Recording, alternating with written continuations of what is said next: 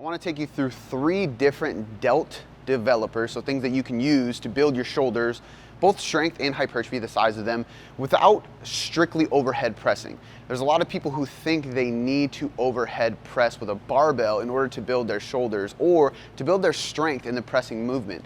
The problem with this is a lot of people do not have the shoulder mobility, the thoracic mobility. They have tight lats, tight pecs. They get injured pretty frequently doing a strict barbell overhead press, whether it's because they can't get all the way over and back, whether it's because they don't have the thoracic mobility to stay tall during the movement, the core strength to stabilize while overhead, whatever it may be. People seem to have issues, and it's very common to see impingement issues or just overuse injuries with the barbell overhead press. Doesn't mean you shouldn't do it if you have the mobility. I barbell overhead press every week. I love the movement, but I also work with a lot of people who just don't feel comfortable doing it or get nagging pains and they feel like they can't build their shoulders because of that, but that's not the case. So the first one we're gonna go through is a dumbbell overhead press.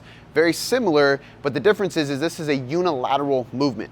Because it's unilateral movement, we get a little bit more freedom of the stability and the motion inside of our shoulder joint. So we can have a little bit more freedom of where we take that dumbbell and where we press it overhead. We also can stay in a neutral grip, as you can see right here. As I press overhead, staying in that neutral grip, it's a little bit easier on the shoulder joint as a whole. And the cool thing about this dumbbell unilateral overhead press is that we can still lift heavier weights and progressively overload. In fact, it's one of my favorite ones to really track progress with over time and try to linearly add load to and build. The best thing to do here is hang on to a rig like I'm doing here to stabilize, so you're not wobbling or trying to balance while pressing overhead, but rather you have the post, you're very stable, and you can just focus on strict pressing that dumbbell in the neutral grip overhead. The second one is going to be the landmine overhead press. Now, it's not strictly overhead. You could call this just a landmine press. You can do this half kneeling, tall kneeling, or standing. As shown here, I'm doing it half kneeling. And the reason I like doing it half kneeling is because it's important to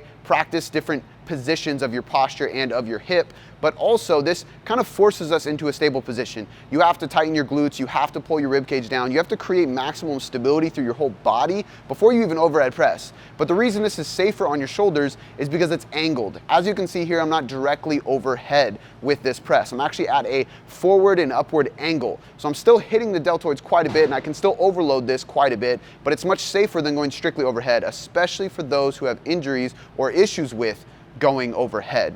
The last one is not even a press, it is a lateral raise, and this one is a kettlebell lateral raise. A lot of people do the dumbbell. With the kettlebell, the center of gravity with the bell is a little bit different because it's pulling you downward, and with this, you'll find that you far often are less likely to shrug in the movement. So we keep it out of our traps and we keep it on our delts. We do this by dragging the kettlebell away from our body so that that position point is always creating tension within the cap of your deltoid. This one is very safe and it kind of limits your ability to go too heavy and swing because the kettlebell makes it very awkward. And if you swing, it's going to be swinging in your hand, it's going to throw off your momentum, and it completely ruins your form. So in order to accomplish this movement with good form, you have to slow down, you cannot overload, and you have to really focus on bracing and keeping your shoulders in a good position.